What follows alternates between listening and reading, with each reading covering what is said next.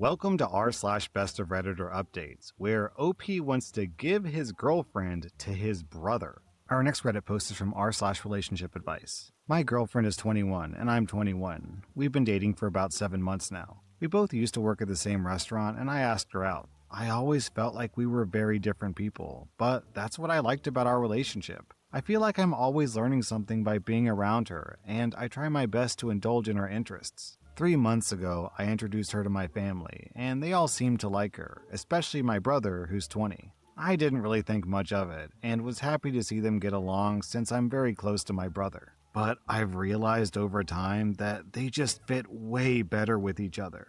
They both have the same interests in movies, books, music, sports, foods, you name it. Although my girlfriend was hesitant at first about it, I encouraged her to go to things alone with my brother if it wasn't something I was really into, and they both had a great time. And I know just having the same hobbies sounds trivial, but it's also their personalities. They're both very free-spirited and adventurous, and I can't help but notice that they look so much happier with each other than with me. Sometimes I feel really out of place around them, as if I'm not supposed to be there.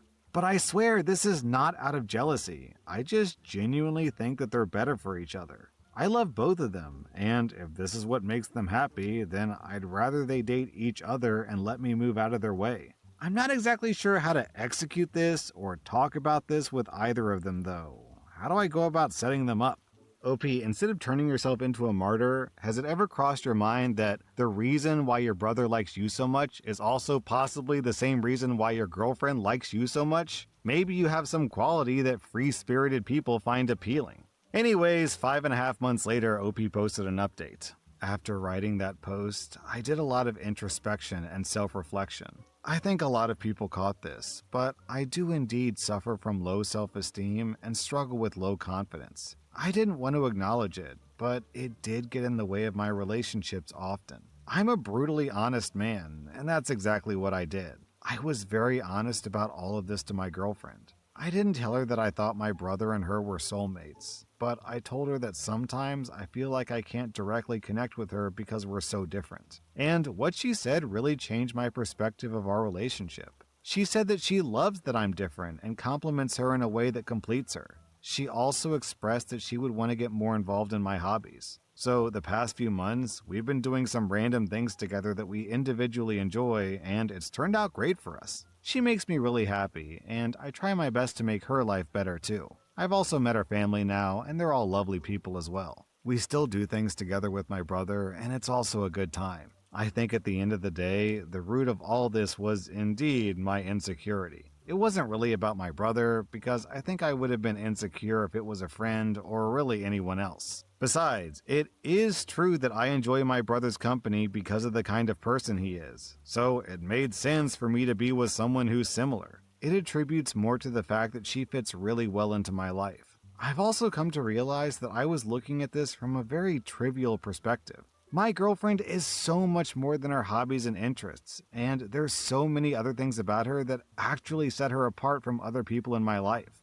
Our next Reddit post is from r/coworker stories. I'm a teacher at a decently affluent public school. For the most part, I love my job. I've made genuine friends among staff members, and the students make the hard work worth it. There are, of course, the negative parts of teaching you always hear about. Low pay, grading on off hours, etc. But for the most part, the deal's been good. A few years back, I was recognized by my old boss as a potential leader in the building. He stressed to me that I was very data-oriented and likable among my colleagues. I know my way around Google Sheets and Excel when it comes to collecting and organizing student data, and I'm really solid with parental communication. I was hesitant, but eventually I agreed and became a leader for a group of teachers and students at the school, in charge of organizing meetings, overall student educational success, etc. The old boss who promoted me left, and I was stuck with a new boss whom I didn't know well. Here's where things get messy. I have sensory processing disorder and mild hearing loss. It's hard to explain, but sometimes I genuinely do not hear things correctly.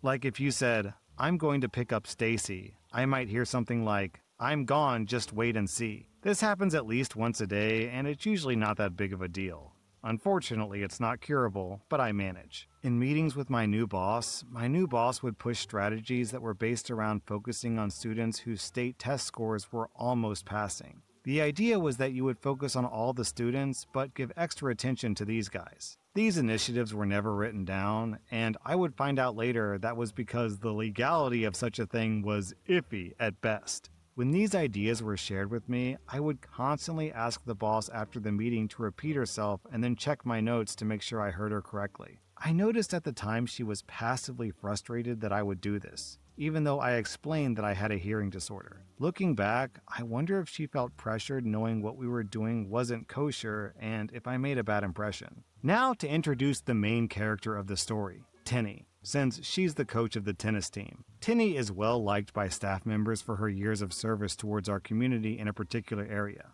I also liked Tinny a lot and figured she'd be a great team member. Tinny, however, like my boss, became repeatedly frustrated when I would miss things she would say to me, especially in crowded high school hallways. Sometimes she would even shout something to me as she walked past. This led to many gaffes and mistakes. I asked her repeatedly to pause and make sure I got what she was saying or to just email me, but nothing changed. There were at least 5 or 6 big moments that my hearing wasn't accommodated for when a simple email could have solved the problem. As one example, my new boss came into the hallway to let us know that an assembly location had been changed. We were to take the students to a new area, not the old one. Of course, I heard the word change, but I didn't hear the location. Tinny was the only one nearby. I tapped my ear and asked where we were going. Tinny quickly responded and walked away, and I, once again, didn't understand. Cue me and my students walking into the assembly 5 minutes late after walking them around the building in confusion. My new boss asked what happened, and I simply told her that I didn't hear her correctly. Weeks later, I was called into a meeting with my new boss, and she told me that I was going to lose my leader position due to inconsistency and disrespect towards colleagues. I asked her which colleagues, and she told me that was private. I asked her how I was disrespectful, and she said, "Sometimes you get frustrated when you say you can't hear things and tap your ear." I said, "That's the American Sign Language sign for hear, as in I can't hear you." She said that I should have communicated that. I said that I've asked for written communication constantly. She said I shouldn't always expect it. I knew that it was a losing game, and any explanation I would provide would just be shot down. I loved the school and the community, and fighting the new boss was only going to lead to more problems. I shouldn't have been surprised when a school-wide email went out that Tinny was getting the leadership position. Tinny was praised by colleagues in reply alls, and it was frustrating to say the least. I know that she was the one who complained, and it was extremely bitter for me to see her rewarded for it. Cue the next school year. Tinny comes into my room and asks me for the student data sheets that I created with Google Sheets. I told her truthfully that even if I did share them with her, there wasn't anything she could do with them. I brought her over to my computer and showed her the formulas I worked with and how I needed to adjust them every time a new student or section was added to the roster. She then asked me if I could just continue updating these sheets outside of my leader position. I told her, as professionally as possible, that I would love to teach her how to do all these things, but I would need a stipend to do so. She asked if any of the other leaders were doing what I did. I said they weren't. I was the only one and always had been. I'm a bit ashamed that I didn't take any joy in seeing Tinny's face go cold when she realized I wouldn't fold. And there was nothing she could do except cope with hours of data work per year, or become proficient in Sheets or Excel, something I knew she wasn't going to do. And here's the real kicker, the parents. Parents of students, 99% of the time, are a joy to work with.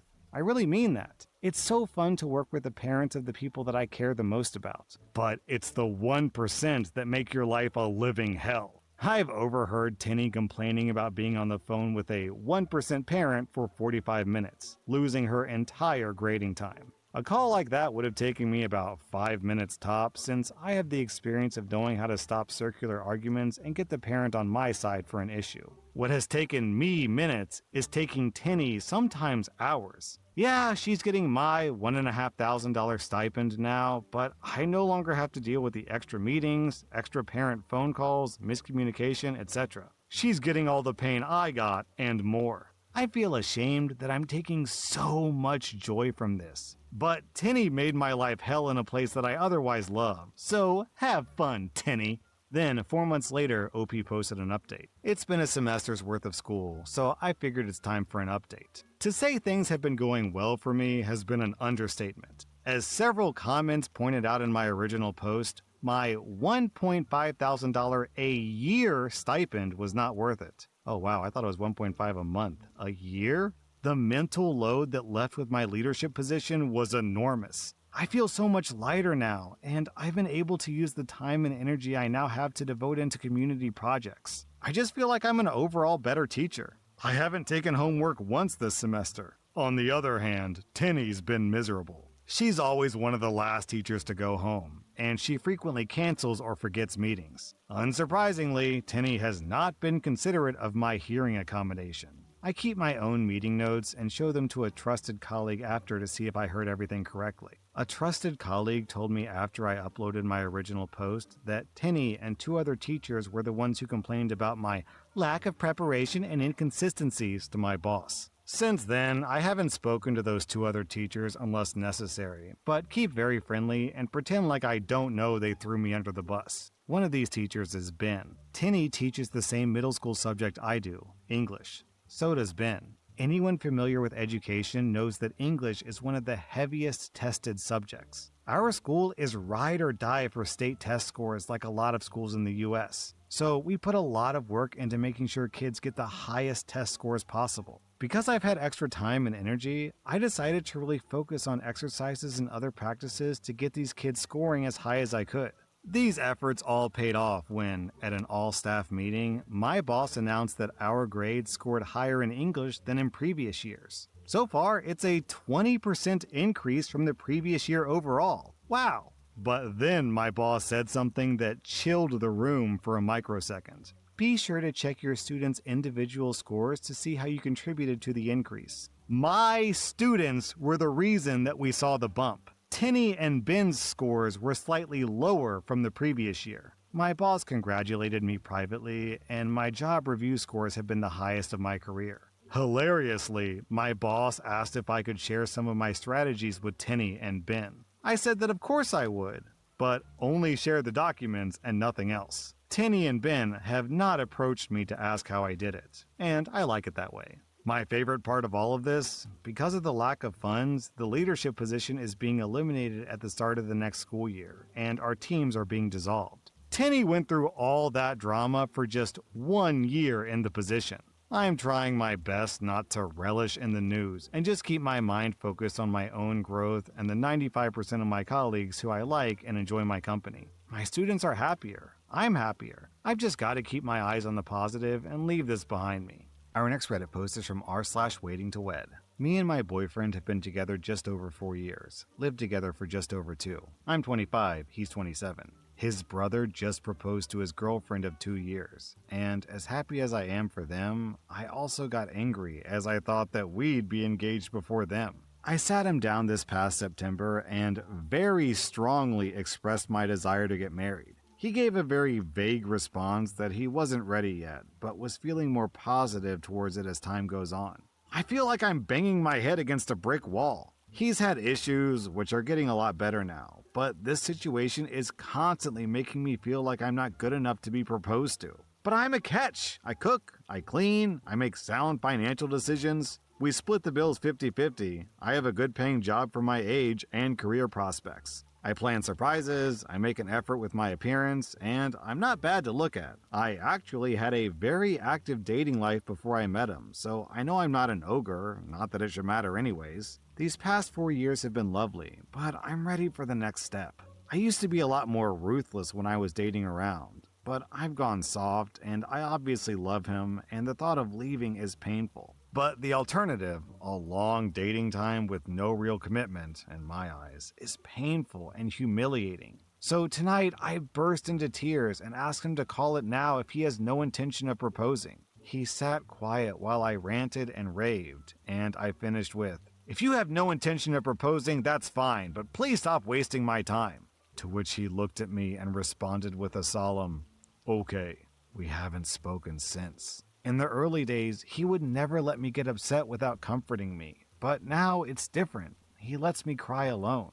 Then, 3.5 days later, OP posted an update. 90 days after I posted this, I left the relationship. I'm 12 days into our separation, unfortunately still living together but working on changing that. I also started therapy, and it's been a revelation. I gave 4.5 years of my life, giving 100% to this man, and reaped nothing from it. That energy could have and should have been invested in myself. Imagine where I could be now. Life is full of lessons, and if you take anything from this subreddit today, let it be this. When someone tells you who they are with their words and actions, believe them. I'm so excited for the rest of my life. I'm going to surround myself with people who believe in me and achieve what I want to achieve all by myself. A man doesn't determine your worth, and please never put your life on hold waiting for one either. Then, 8.5 months later, OP posted another update, which is basically her just listing all the reasons that her life got better: a better job, a better apartment, better car, better friends, and so on. So, seems like OP has moved on and moved up in the world. That was r/best of Redditor updates, and if you like this content, check out my podcast where I publish the exact same episodes. Also, hit that subscribe button because I put out new Reddit videos every single day.